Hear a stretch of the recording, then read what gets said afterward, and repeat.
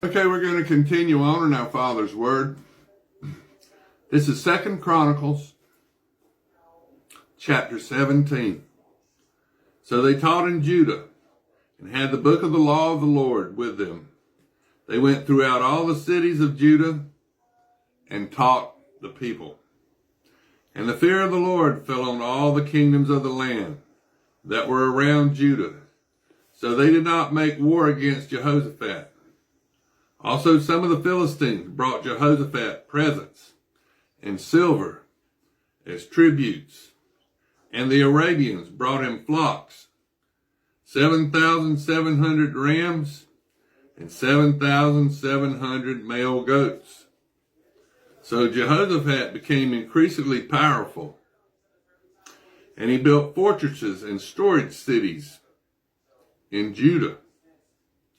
He had much property in the cities of Judah, and the men of war, mighty men of valor, were in Jerusalem. These are their numbers, according to their fathers' houses. Of Judah, the captains of the thousands.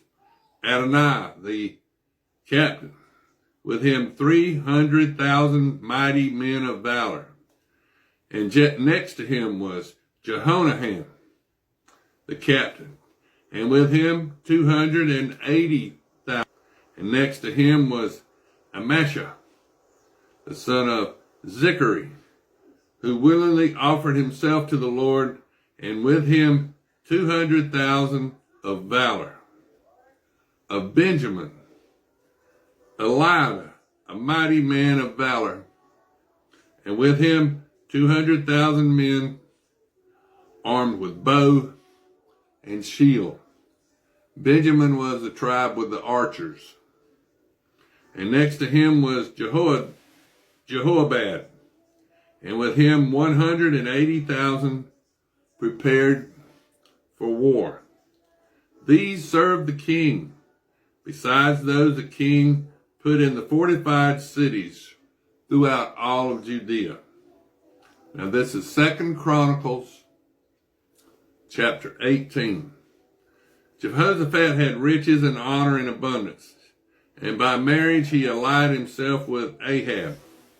After some years he went down to visit Ahab in Samaria, and Ahab killed sheep and oxen in abundance for him and the people who were with him, and persuaded him to go up with him to Ramoth Gilead. So Ahab, king of Israel, said to Jehoshaphat, king of Judah, "Will you go against me? Will you go with me against Ramoth Gilead?" And he answered him, "I am as you are, and my people as your people. We will be with you in the war." So Jehoshaphat said to the king of Israel, "Please inquire for the word of the Lord today."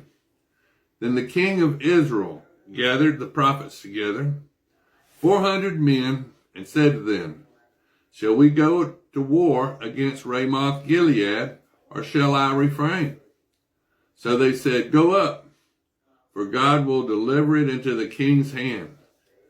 But Jehoshaphat said, "Is there not a prophet of the Lord here, that we may inquire of him?"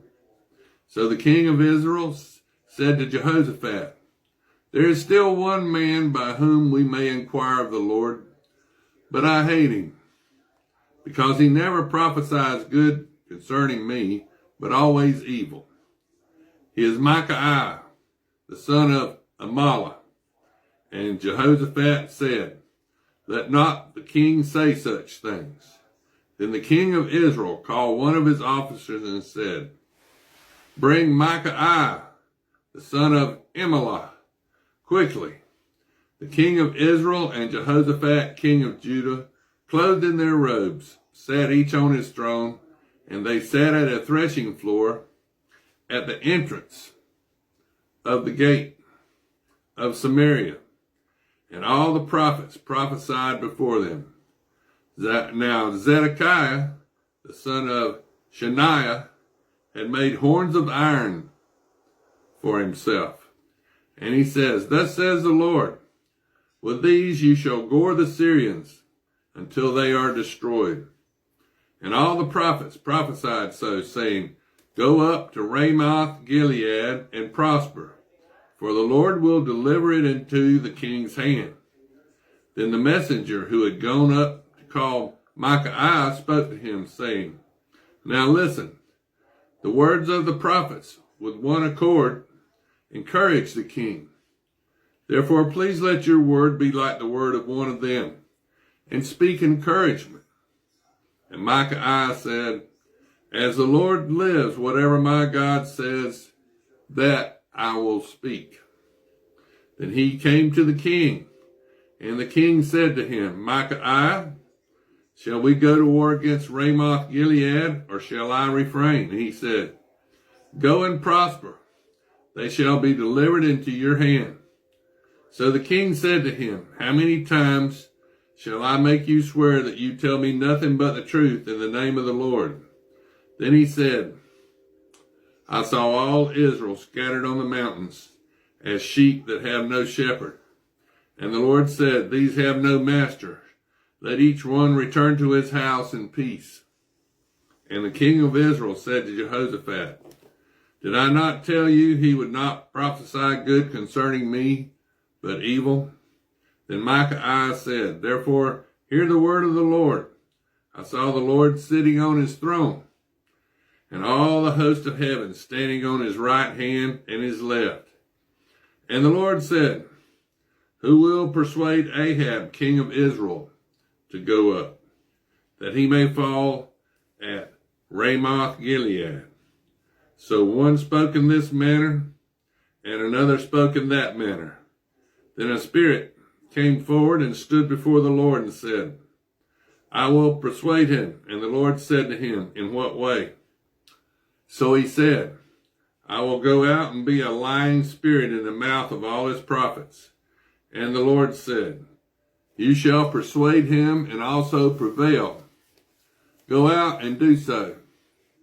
Therefore look, the Lord has put a lying spirit in the mouth of these prophets of yours, and the Lord has declared disaster against you. Then Zedekiah, son of Chenaanah, went near and struck Micaiah on the cheek and said, Which way did the Spirit from the Lord go from me to speak to you? And Micaiah said, Indeed you shall see on that day, when you go into an inner chamber to hide. Then the king of Israel said, Take Micaiah and return him to Ammon, the governor of the city, and to Joash, the king's son, and say, Thus says the king, Put this fellow in prison, and feed him with bread of affliction and water of affliction, until I return in peace. But Micaiah said, If you ever return in peace, the Lord has not spoken by me. And he said, Take heed, all you people. So the king of Israel and Jehoshaphat, the king of Judah, went up to Ramoth Gilead. And the king of Israel said to Jehoshaphat, I will disguise myself and go into battle, but you put on your robes.